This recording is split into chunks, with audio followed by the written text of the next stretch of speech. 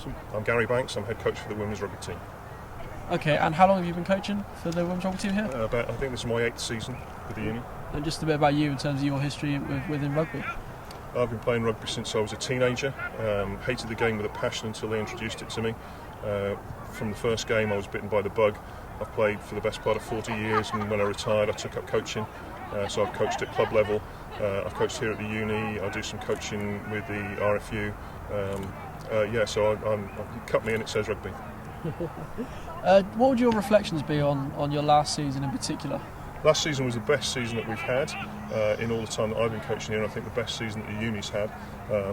Having said that, we can always do better. We're always looking to recruit more players.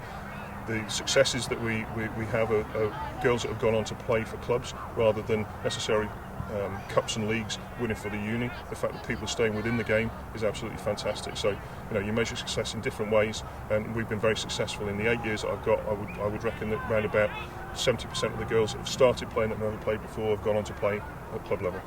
Okay, and what particularly would you take away from last season in terms of what you've learned and then you could improve upon particularly this season? Well, you can improve every season, nothing definitely from last year. You're always learning, but the enthusiasm of the girls, particularly the core that have stayed with us this year, and the players that were with them for the start of last year have worked really well. And the fact that we have started winning some games and seeing some success in the league is having a knock-on effect. And of course, a couple of seasons ago we had the Women's World Cup, and now we just had the Olympics. Some of these girls have come along because they've seen sevens in the Olympics, and the enthusiasm that's generated has brought it into training sessions, and that's going to be positive for everybody. Yeah, so you did mention the World Cup and the Olympics.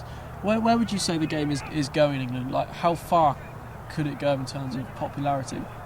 It depends on media coverage, to be honest. When the media aren't showing as much, because obviously women's rugby is still in its relative infancy, but the more they show, the more people will get encouraged to play.